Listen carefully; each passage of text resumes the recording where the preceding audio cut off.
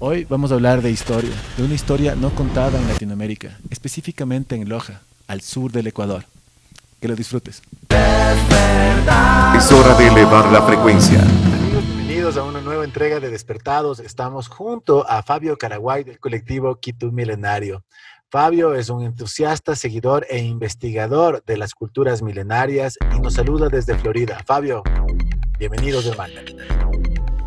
Gracias al grupo de Despertados por este espacio que me brindan para poder compartir conocimientos con todos quienes nos siguen y disfrutar de una tarde amena compartiendo desde los saberes milenarios. Bien, entremos directo al tema. Entendemos que dentro del colectivo Quito Milenario, hoy nos toca el caso de Fabio Caraguay, que es un investigador y de hecho artista y muy bueno, que investiga respecto de las culturas milenarias en la zona sur del Ecuador. Me refiero a la provincia de Loja, en donde, Fabio, entendemos que hay mucha información milenaria. ¿Qué nos puedes decir de este pasado histórico en la zona del Ecuador, del sur? Claro, Loja es geográficamente un espacio muy interesante en el que me ha tocado renacer y mi investigación siempre ha sido profundizar el conocimiento desde las raíces milenarias hacia las perspectivas contemporáneas. Mucho trabajo de investigación histórico para abordar estos temas de investigación. Entonces, Loja hay estructuras arqueológicas milenarias que no se han podido datar con exactitud, pero también tiene una gran riqueza histórica que los arqueólogos están por ahí desde hace rato investigando pueblos, incluso que se discute su época de existencia, que puede cuestionar muchas cosas de lo que conocemos, la historia lineal que nos han contado hasta ahora. Entonces, por ahí es mi trabajo de investigación que hago para entender estas otras lógicas de generar conocimiento y llevarlo a prácticas contemporáneas de creación. Muy bien, y vamos a ir a ello porque entiendo y estuve viendo tu página web, encontré una obra muy interesante que ha llamado mucho la atención. Pero antes de pasar para allá, metámonos en el asunto de esta cultura milenaria o lo que queda de la cultura milenaria que pudo haber existido en la zona de Loja. Estuvimos hablando recientemente, Paul, sobre los seques que estaban alrededor del Imbabura. Que también hay que ser conscientes muchas veces del Inti Raymi y el San Juan. Son fiestas bien folclóricas, ¿no? Y es porque precisamente se ha perdido, Luis, ese conocimiento científico, ese conocimiento astronómico que tenían los antepasados precolombinos y que era base de esta celebración, ¿no? La base de la fiesta que ha llegado ya el tiempo de cosecha. Nos da la Imbabura. Y a este otro lado de acá nos da la cordillera de Angochagua. ¿Será que tal vez encima de esta montaña, encima de esta cordillera, hay algún sitio arqueológico? Porque el sol nos está indicando.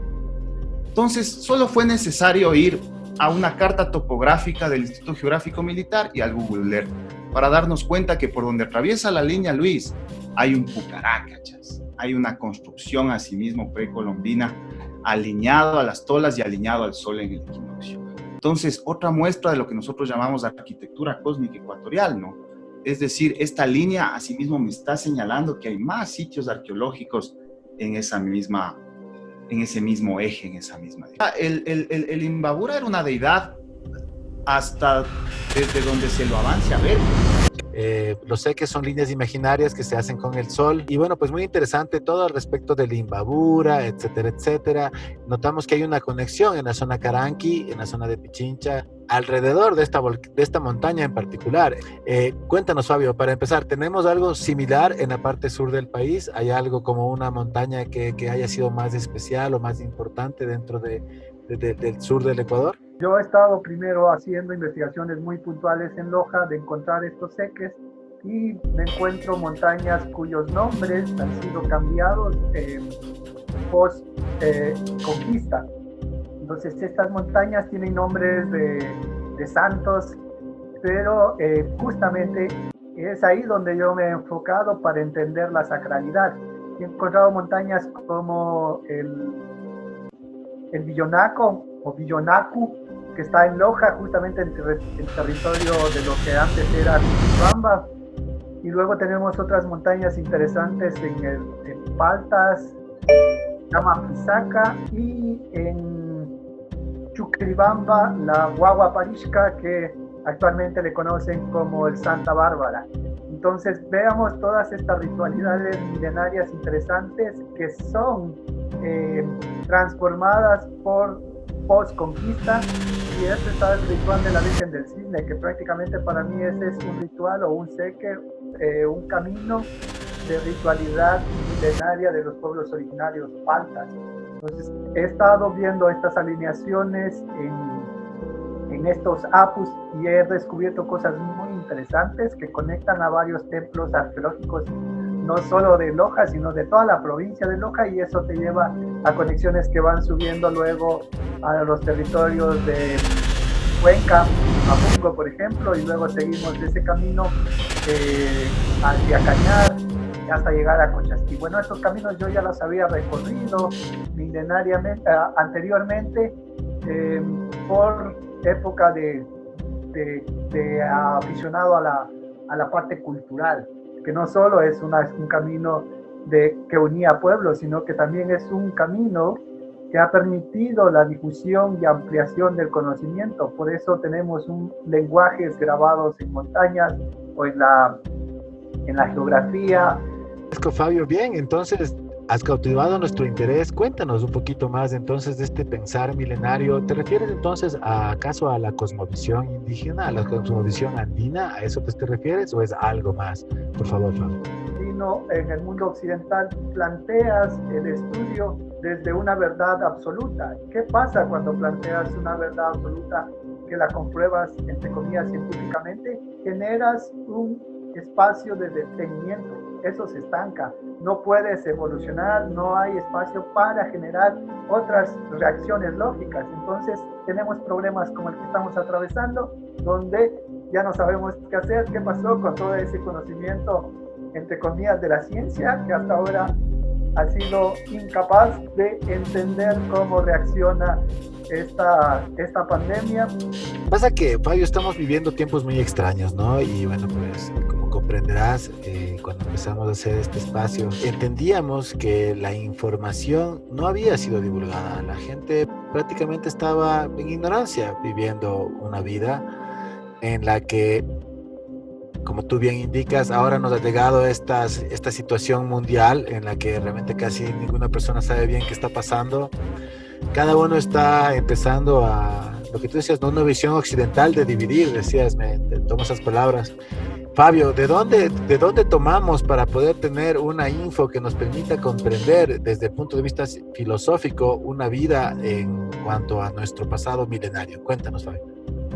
Claro, hay dentro de los principios filosóficos andinos, primero entender que el mundo andino es paritario, y el entender esta idea de paritario como un elemento par, no hablo, que da principio a toda la creación, a todo lo que existe en la naturaleza, todo lo que existe en este espacio que tú puedas contemplar, es parido, o sea, es producto de un par. Entonces, al hablar de un par, estoy hablando de el principio de la filosofía andina que algunos lo denominan el Yanantincuy.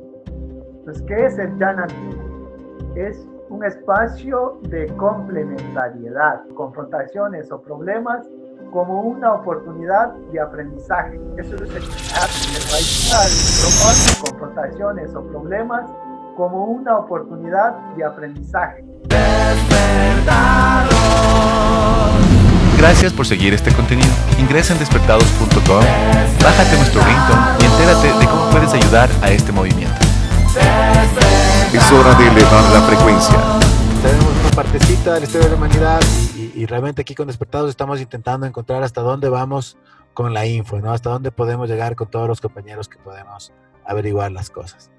¿Qué nos puedes decir de este pasado de nuestro Ecuador, de Loja, quizá de estos gigantes? Si los habías escuchado y si dentro de esta comunicación que nos vas a dar pudieras mencionar también, hay un lugar muy especial que está en Celica o Célica, allá en Loja, que son un tipo de monolitos, están cerca de Célica, siempre me ha llamado la atención. No sé si tú quizá Fabio nos puedas dar un poco de información al respecto de esto. En Loja sí hay algunas leyendas de los gentiles. Es más, casi en todos los pueblos pequeños de la provincia de Loja hay, o todo lo relacionan con los gentiles. Pues hablan de los gentiles como un ser humano que existió en estos espacios. Es Enrique Camacho Paz a la orden, señor propietario de la finca donde he encontrado este esqueleto del gigante. Le contaré lo que entonces, según las versiones de las personas que trabajaron en la excavación, el esqueleto lo encontraron gracias a un derrumbo que se había hecho. Y que ahí aparecieron unos huesos que los vieron extremadamente grandes. Y como en esos tiempos la gente más creían en la religión, ellos todo lo que veían extraño venían y le contaban a los sacerdotes. Claro, yeah. Entonces en ese tiempo estuvo de párroco el cura Carlos Vaca, que yo apenas lo recuerdo porque estuve muy niño.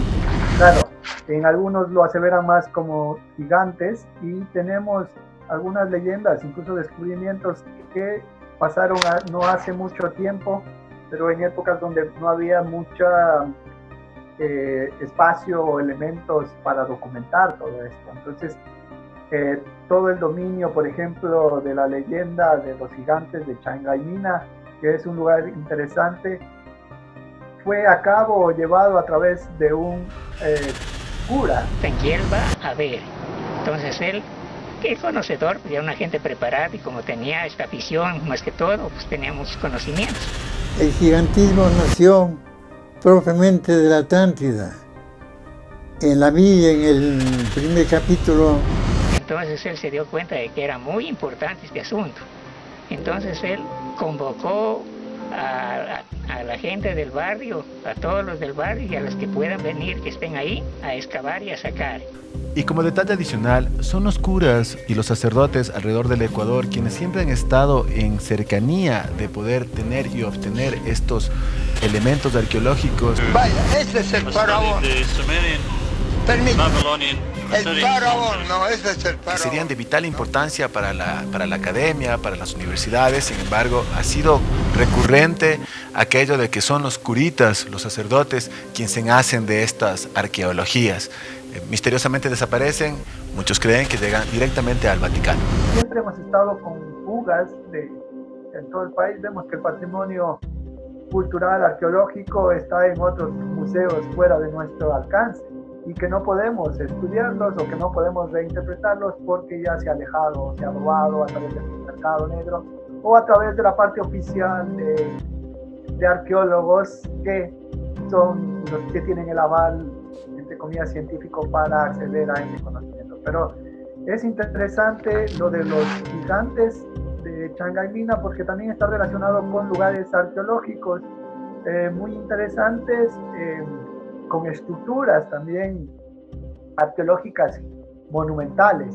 Entonces ahí hay toda esta conexión de, por ejemplo, de entender las estructuras megalíticas que hay, que no se las adaptaba hasta ahora la que tú estás hablando de Quillusara, en Celica. Pues, ¿cuál es la relación que existe estas leyendas de gigantes y luego te encuentras con estos elementos monolíticos de estructuras monumentales, incapaces de ser movidas por personas común y corriente como nosotros?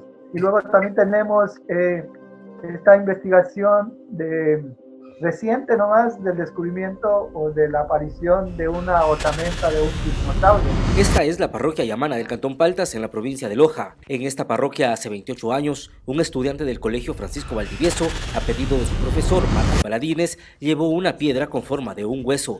El maestro le solicitó a sus estudiantes llevar estos objetos para empezar un proyecto de museo en el sector. Sin saberlo, profesor y estudiante tenían en sus manos lo que hoy se conoce como la prueba del primer dinosaurio que vivió en el Ecuador. El paleontólogo argentino Sebastián Apesteguía, quien identificó hace 2 años la muestra como una nueva especie de dinosaurio de la familia de los titanosaurios, vía Skype explicó la importancia del hallazgo. Sitúan a Ecuador no solamente en el hallazgo de dinosaurios, sino en el poder discutir, poder entender un poco qué significan estos restos que aparecen. Entonces vamos ahí abriendo otras dinámicas de que hay territorios en Loja, que hay presencia de animales gigantes y por eso despertó la idea también de la presencia de humanos y que georreferencialmente en este espacio de territorio. Muy interesante para poder ir a anclar todas estas conexiones de restos arqueológicos con estas historias, entre comillas, que se cuentan de los restos arqueológicos de gigantes. No hay una investigación que date estos espacios por ejemplo, de Timisoara. Entonces, ¿por qué? Como tú dices, toda esta época somos como, gracias al estudio histórico, se plantea secuencias lineales del tiempo. ¿Por qué? Porque hay varios ciclos de tiempo que están atravesados desde otras dinámicas. Entonces, al no empatar, creo que no somos una creación humana o una existencia en este planeta de 5.000 años o 10.000 años. Creo que llevamos más y que no llegamos a ese conocimiento porque tenemos nuestras propias limitaciones o nuestras propias trabas mentales. Porque no somos una creación humana o una existencia en este planeta de 5.000 años o 10.000 años. Creo que llevamos más y que no llegamos a ese conocimiento porque tenemos nuestras propias limitaciones o nuestras propias trabas mentales. ¡Wow! ¡Qué buena información! Si te gustó, comparte el contenido y ingresa a despertados.com y averigua cómo puedes ayudar a esta comunidad despierta. Es hora de elevar la frecuencia.